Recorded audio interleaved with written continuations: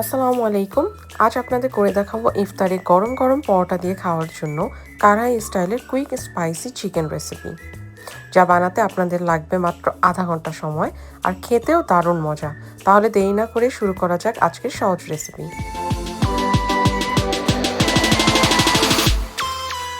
প্রথমেই একটি বড় বাটিতে চিকেন ম্যারিনেশনের জন্য নিয়ে নিব 2 টেবিল চামচ টক দই, তারপর ঝালের জন্য 6-7টি কাঁচামরিচ, এটা আপনারা আপনাদের ঝাল অনুযায়ী দিবেন। এরপর দিয়ে দিব কিছু ধনিয়া পাতা, তারপর দিয়ে দিব 6-7টি কাজু বাদাম, 6-7টি কাঠবাদাম। আপনারা চাইলে যে কোনো একটি স্কিপ করতে পারেন। আমার বাসায় 2টি বাদামই ছিল, তাই আমি 2টি দিয়েছি। আপনারা চাইলে যে কোনো একটি ব্যবহার করতে পারেন। এই চিকেনটা আমি একটু ঝাল করে রান্না করব, তাই আমি এর মধ্যে দিয়ে দেবো 1 চা চামচ চিলি ফ্লেক্স, 1/2 চা চামচ গোলমরিচের গুঁড়া। এরপর এতে আমি অ্যাড করব 2 চা চামচ টমেটো কেচাপ। আপনারা চাইলে টমেটো কেচাপের পরিবর্তে টমেটো সসও ব্যবহার করতে পারেন, যেটা আপনার বাসায় থাকবে সেটাই ইউজ করবেন। এরপর এতে দিয়ে দিব 1 চা চামচ চিলি সস।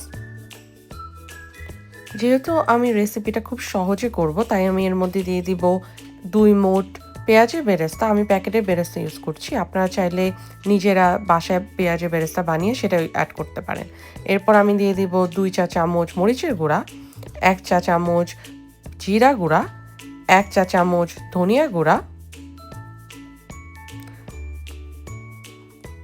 তারপর দিব 2 চা চামচ চিকেনের মশলা। চিকেনের যে কোনো মশলা আপনারা ব্যবহার করতে পারেন, আমি এখানে রাঁধুনি চিকেন মশলাটা দিচ্ছি। এরপর এতে অ্যাড করব আমি 1 টেবিল চামচ সয়া সস। এরপর এখানে অ্যাড করে দিব 2 চা চামচ লবণ, এটা আমার পরিমাণ মতো, আপনারা আপনাদের স্বাদ মতো লবণ ব্যবহার করবেন। যেহেতু রান্নাটা আমরা খুব সহজে করতে যাচ্ছি, তাই আমরা সবগুলো উপকরণ এখানে মিক্স করে নিব। এরপর আমরা দিয়ে দিব 1 চা চামচ লেবুর রস। আপনারা চাইলে এই লেবুর রসটা স্কিপ করতে পারেন, যেহেতু আমরা অলরেডি এখানে টক দই ব্যবহার করেছি। আমার কাছে পার্সোনালি লেবুর রসটা আলাদা করে দিতে খুবই ভালো লাগে, কারণ এতে করে একটা ফ্রেশ স্মেল আসে, যা আমার খুবই পছন্দ। এখন আমি চেষ্টা করছি চামচ দিয়ে এই মশলাগুলোকে একত্রে মিক্স করে নেওয়ার, যদিও এটার কোনো প্রয়োজন নেই, কারণ ইভেনচুয়ালি আমরা এটাকে ব্লেন্ডারে ব্লেন্ড করে নিব। সো আপনারা চাইলে এটা স্কিপ করতে পারেন। আমি একটু মিক্স করে এটার সাথে একটু পানি অ্যাড করে এটাকে ব্লেন্ডারে খুব ভালোভাবে ব্লেন্ড করে নিয়েছি। আপনারা দেখতে পাচ্ছেন আমাদের মশলাটা কত স্মুথ হয়েছে।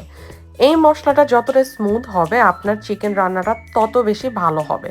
তো চেষ্টা করবেন খুব ভালোভাবে ব্লেন্ড করে নিতে। আমি আজকে রান্না করার জন্য নিয়েছি বোনলেস চিকেন, আপনারা চাইলে বোনিন চিকেনও নিতে পারেন।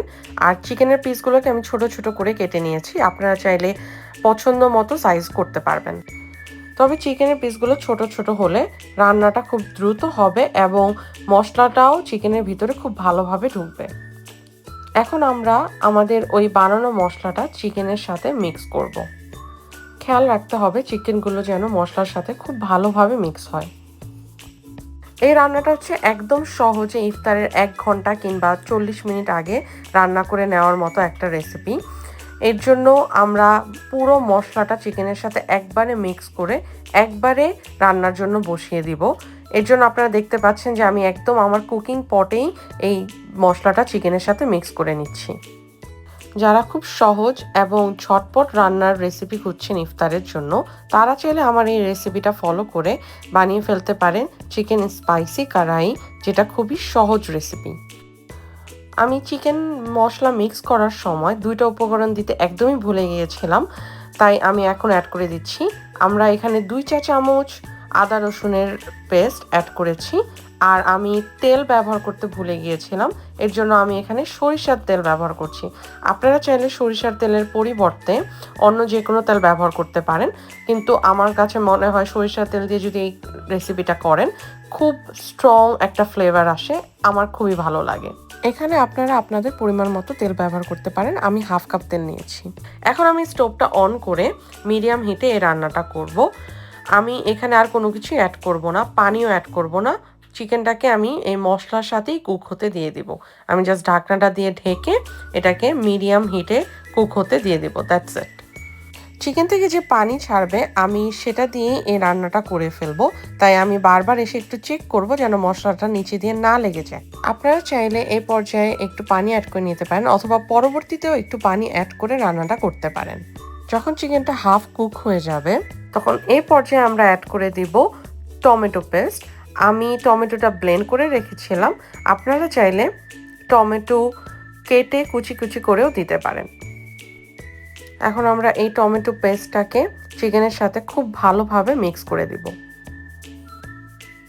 তারপর চিকেনটাকে খুব ভালোভাবে নেড়ে আমরা চিকেনটাকে আবার ঢেকে খুব ভালোভাবে কুক হতে দেব। এই রান্নাটা সবচেয়ে বেস্ট ব্যাপার হচ্ছে এই রান্নাটাতে আপনার খুব বেশি সময় দিতে হবে না। আপনার আলাদা করে পেঁয়াজ কষাতে হবে না, আলাদা করে মশলা কষাতে হবে না, সব কিছু মিক্স করে আপনি একবারে চুলায় বসিয়ে দিবেন। শুধু মাঝে মধ্যে এসে কয়েকবার করে আমাদের চেক করে নিতে হবে। এখন আমরা দেখতে পাচ্ছি যে চিকেনটা মোটামুটি ভালোই কুক হয়ে গেছে। আমি শুধু একটু নেড়ে চেড়ে দেখবো যে চিকেনটার কী অবস্থা। তো আপনারা দেখতেই পাচ্ছেন যে চিকেনগুলো দেখেই বোঝা যাচ্ছে যে চিকেনগুলো খুব ভালোভাবে কুক হয়ে গেছে।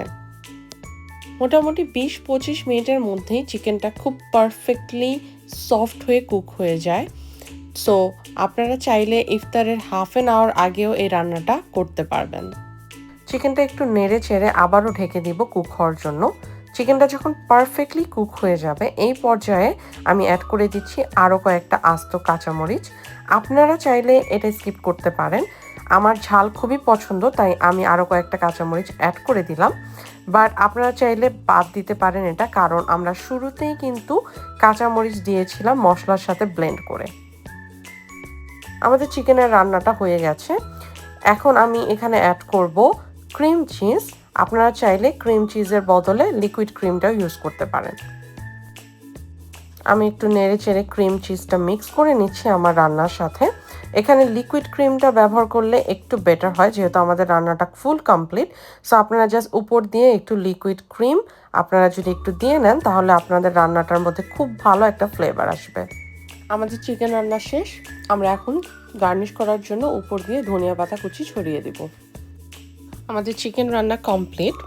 এই চিকেনটা রান্না করতে করতে আমি পাশেই কয়েকটা পরোটা ভেজে নিয়েছি, আমার কাছে ফ্রোজেন পরোটা ছিল। সো এখন আমি পরোটা দিয়ে চিকেনটা ট্রাই করব। আমাদের এখানে ইফতারের আর মাত্র 10 মিনিট বাকি। যারা আমার মতো দেশের বাইরে থাকেন তারা জানেন শর্টকাটে রান্না করাটা আমাদের জন্য কতটা লাইফ সেভিয়ার। সো এটা আমার কাছে খুবই সহজ একটা রেসিপি মনে হলো এবং আমার মনে হলো আমার সব আপুদের সাথে এটা শেয়ার করা উচিত। সো আপনারা এটা ট্রাই করতে পারেন।